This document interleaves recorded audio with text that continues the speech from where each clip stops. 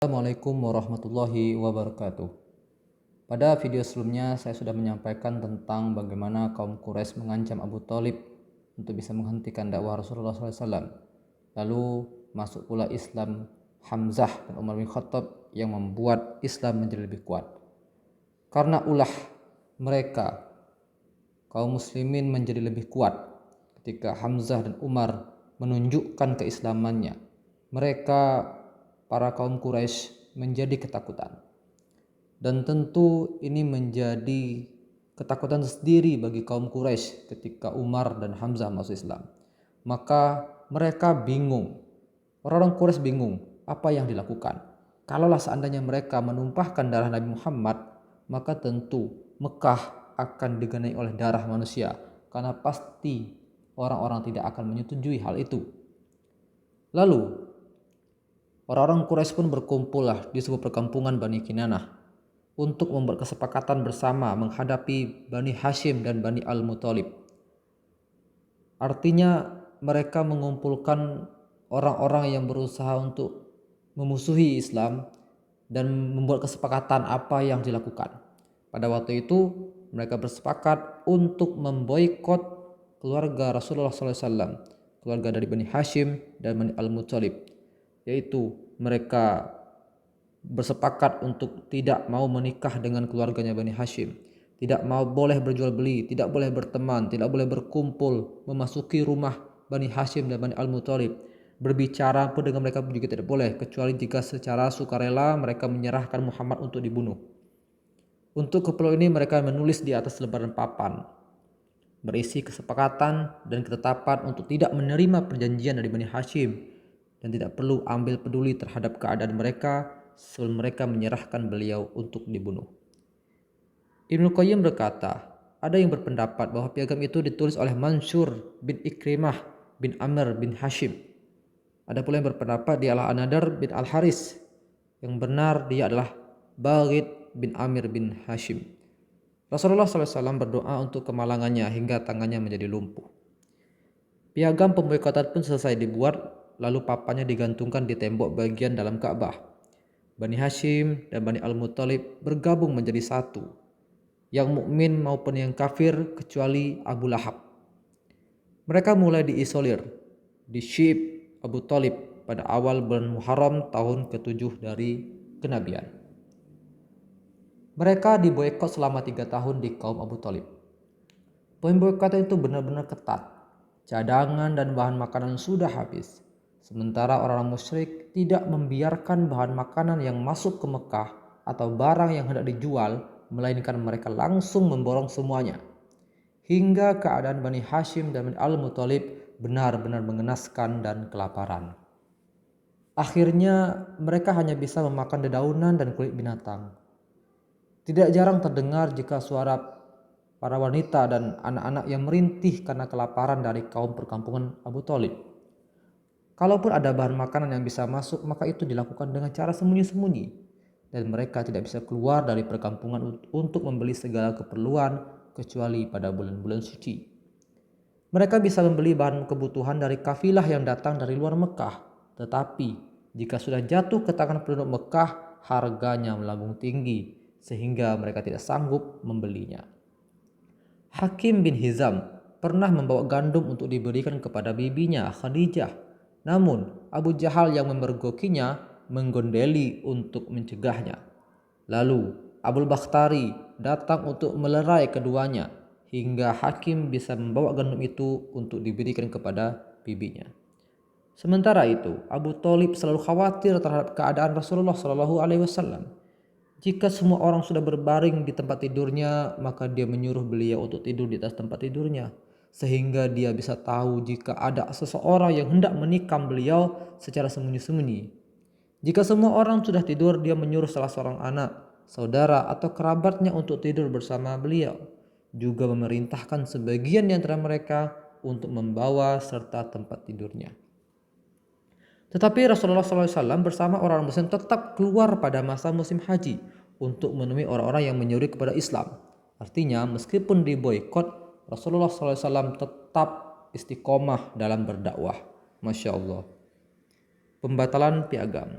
Genap 3 tahun keadaan berjalan seperti itu. Pada bulan Muharram tahun ke-10 dari kenabian, papan sudah terkoyak dan isinya terhapus.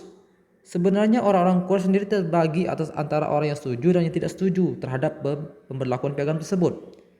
Maka orang-orang yang tidak menyetujuinya pun berusaha untuk membatalkannya. Yang melakukan hal itu adalah Hisham bin Amr dari Bani Amr bin Lu'ay. Dia biasanya berhubungan dengan Bani Hashim pada malam hari sambil membawakan makanan untuk mereka. Dia menemui Zuhair bin Abu Umayyah al-Makhzumi. Ibunya adalah Atikah putri Abdul Muthalib. Hisham berkata kepadanya, "Wahai Zuhair, engkau enak-enakan menikmati makanan dan minuman, sementara engkau juga tahu apa yang menimpa paman-pamanmu. Celakalah engkau," kata Zuhair, "apa yang bisa kuperbuat sementara aku hanya sendirian? Demi Allah, andai kata aku didukung orang lain, piagam itu tentu sudah kubatalkan," kata Zuhair bin Abu Umayyah al-Makhzumi. "Engkau sudah mendapatkan orang itu," kata Hisham bin Amr ini. "Siapa?" kata Zuhair. "Aku sendiri," jawab Hisham. "Kalau begitu, cari orang ketiga agar bisa bergabung bersama kita untuk membatalkan piagam pemboikotan ini." Lalu Hisham menemui Al-Mut'im bin Adi. Setelah bertemu, dia menyebutkan kerabat-kerabatnya di Bani Hashim dan Bani Al-Muthalib bin Abdi Manaf, serta mengejeknya karena dia menyetujui tindakan orang-orang Quraisy yang sewenang-wenang. "Celaka engkau," kata Al-Mut'im. "Apa yang bisa kuperbuat sementara aku hanya sendirian?" Maka kata Hisham, "Aku telah mendapatkan orang kedua." "Siapa?" "Aku sendiri," jawab Hisham. "Kalau begitu cari lagi orang ketiga." "Aku sudah menemukannya." "Siapa?" tanya Al-Mut'im bin Adi. "Zuhair bin Abu Umayyah," jawab Hisham. Maka kata dia, "Ayo kita cari lagi orang keempat agar bisa bergabung bersama kita untuk membatalkan poin boikotan ini." Lalu Hisham pergi menemui Abul Bakhtari bin Hisham dan berkata seperti yang dikatakan kepada Al-Mut'im. "Adakah orang lain yang mendukung rencana kita ini?" kata Abul Bakhtari. "Ya, ada," kata Hisham. "Siapa?" "Zuhair bin Abu Umayyah, Al-Mut'im bin Adi, aku sendiri dan engkau. Mari kita cari lagi orang kelima untuk mendukung aktivitas kita ini, rencana kita ini." Lalu dia menemui Zam'ah bin Al-Aswad bin Al-Muthalib bin Asad untuk berbicara dengannya, menyebutkan kekerabatan mereka dan hak mereka. Maka Zam'ah pun bertanya, "Adakah seseorang yang mendukung rencanamu ini?" "Ada," kata Hisham. Lalu dia menyebutkan orang-orang di atas yang tadi disebutkan. Lalu mereka pun berkumpul di suatu tempat yang terpencil dan bersepakat untuk membatalkan piagam pemboikotan. "Aku yang memulai dan aku pula yang pertama berbicara," kata Zuhair tadi. Esok harinya mereka pergi ke tempat-tempat yang biasa digunakan untuk pertemuan. Dengan mengenakan jubah, Zuhair melakukan tawaf 7 kali, mengelilingi Ka'bah, lalu berdiri menghadap ke arah orang-orang yang seraya berkata, "Wahai semua penduduk Mekah, kita bisa menikmati makanan dan mengenakan pakaian, sementara Bani Hashim binasa. Tidak diperkenankan berjual beli. Demi Allah, aku tidak akan duduk kecuali setelah piagam yang zalim dan kejam itu dirobek." Abu Jahal yang berada di bagian pojok masjid berkata, "Engkau pendusta. Demi Allah, piagam itu tidak boleh dirobek." "Engkau jauh lebih pendusta," kata Zam'ah bin Al-Aswad kepada Abu Jahal. "Sebenarnya dulu kami tidak rela saat piagam itu ditulis." Artinya piagam ini ditulis hanya segelintir pihak saja. "Benar apa yang dikatakan Zam'ah," kata Abul Bakhtari.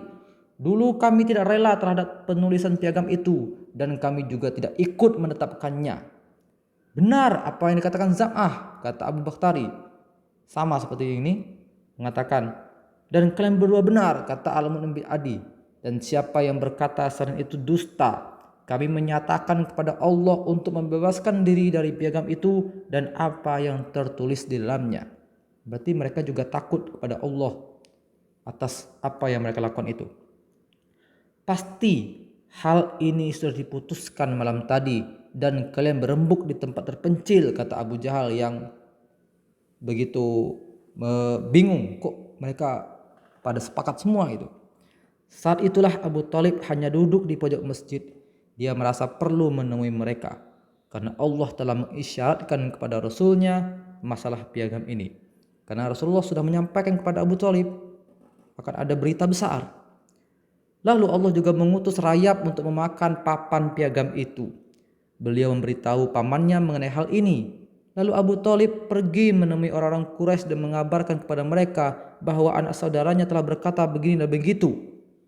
Maka orang-orang pun bertanya-tanya, benarkah papan itu sudah dimakan oleh rayap sebagaimana disampaikan oleh Muhammad? Maka orang-orang mengatakan, jika dia berbohong, kita biarkan apa yang ada di antara kalian dan dia. Namun jika benar, maka kalian harus berhenti memboikot dan berbuat semena-mena terhadap kami, kata Abu Thalib. Engkau adil, kata mereka. Maka apa yang disampaikan Abu Thalib itu didengar orang-orang dan juga Abu Jahal. Lalu Al-Mut'im bin Adi bangkit menghampiri piagam dan siap merobeknya, menghancurkan piagam pemboikotan, dan dia melihat rayap-rayap telah memakan isinya, kecuali penggalan tulisan Bismikallahumma, dengan asmamu ya Allah, dan setiap bagian yang ada kata Allah juga tidak termakan rayap. Akhirnya papan itu benar-benar dirobek dan dibatalkan Rasulullah SAW dan para pengikutnya keluar dari perkampungan. Orang-orang musyrik telah melihat satu tanda yang besar dari tanda-tanda nubuwah, tapi mereka seperti yang diberitahukan oleh Allah Subhanahu wa taala dalam Quran surah Al-Qamar ayat 2, dan jika mereka orang-orang musyrik melihat sesuatu tanda atau mukjizat, mereka berpaling dan berkata, ini adalah sihir yang terus-menerus. Dan mereka pun berpaling dari ayat ini, dan kekufuran mereka justru semakin menjadi-jadi. Itulah kisah tentang pemboikotan keluarga Rasulullah SAW, Bani Hashim dan Bani Al-Muthalib, yang tentu sangat menyakitkan sekali, sangat menyusahkan sekali, karena selama 3 tahun diboikot, tidak boleh makan, tidak boleh minum bersama, tidak boleh jual beli, tidak boleh, pokoknya diboikot. Tentu ini menjadi cambukan bagi keluarga Rasulullah SAW. Tapi Rasulullah SAW begitu, meskipun ditahan, diboikot, beliau tetap semangat untuk berdakwah. Apa yang terjadi setelah ini kita akan saksikan di video berikutnya. Assalamualaikum warahmatullahi wabarakatuh.